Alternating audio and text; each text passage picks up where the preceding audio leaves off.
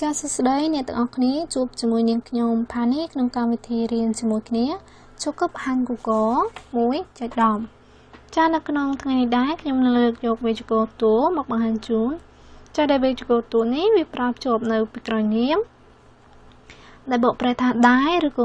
ក៏ដែរ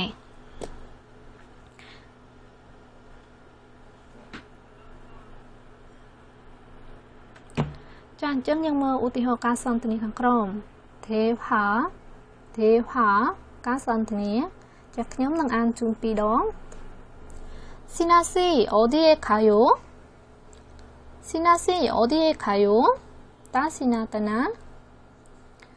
병원에 가요. 수진 씨는요? 병원에 가요. 수지 씨는요? 다음은 뺐죠? 수진 웬? 저도 병원에 가요. nhóm của tầm tỷ bẹt đài trai lúc này ai dục vì tờ bằng ca chụp dục xem xế chà này chụp nơi bị còi được chưa là dừng dục tủ này tờ chụp nơi bị còi chúng một vật thổ rồi bóp xem xế là vì trình niệm chà dừng ai bằng ca vì chụp dục chà được ca son tờ này chẳng mở tầm bò bằng tập tiết cháu mà là sự tệ cha pe đã dừng chụp nó nào mình lực đồng bốn tại dừng cua tại san tây bạn ná cua tại này dây rẻ tẹt bạn ná dừng ăn cho một cái min cá nâng nà cha 안녕하세요 처음 뵙겠습니다 안녕하세요 처음 뵙겠습니다 나 처음 뵙겠습니다 만나서 반갑습니다 처음 뵙겠습니다 만나서 반갑습니다 cha này chụp rẻ tẹt clay là về dương chụp khi lực đồng 4 chà dương pra bị rẻ tẹtแบบนี้là mời rẻ tẹt nè chắc nhưng mà mình tập tiếp chà này cứ oren mà nè manasute oren mà nè manasute chà bên này như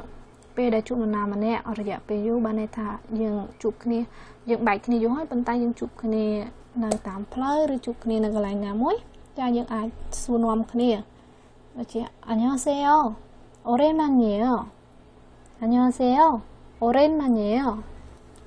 자 네 오랜만이에요 그동안 잘 지냈어요 자 오랜만이에요 자 간축니 좋아해 trong này bị 그동안 잘 지냈어요 자 ta còn lồng móc nghệ sụp tụcយ៉ាងណាដែរចានេះជាពាក្យរយៈតៈគ្នាពេលដែលយើងជួបនរណាម្នាក់ដែលយើងបែកគ្នាយូរហើយយើងអាចរយៈតៈគ្នាជាខ្លីៗដោយប្រើប្រយោគនេះ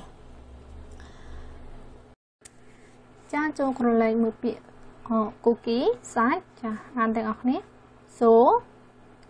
គូទៅជាសូគូគីសាច់គូទេជីជ្រូកទៅជាទេជីគូគីសាច់ជ្រូកថាមន់ទៅជាថាគូគីសាច់មន់សេងសូនឬក៏មូលគូគីត្រីចាឲ្យក្នុងឧទាហរណ៍នេះដែរគឺគ្រាន់តែចង់មកឲ្យតែបើសិនជាអ្នកចង់ដាក់ពាក្យ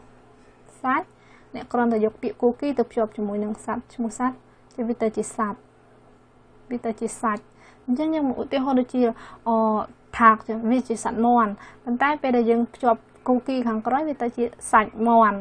ចាបើខ្មែរយើងដាក់សាច់ខាងមុខប៉ុន្តែ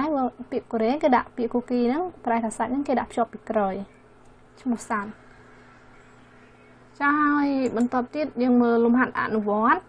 빈칸에 맞는 것을 쓰세요 빈칸에 맞는 것을 쓰세요 ចូលបំពេញចម្លើយត្រឹមត្រូវនៅក្នុងវងក្រចក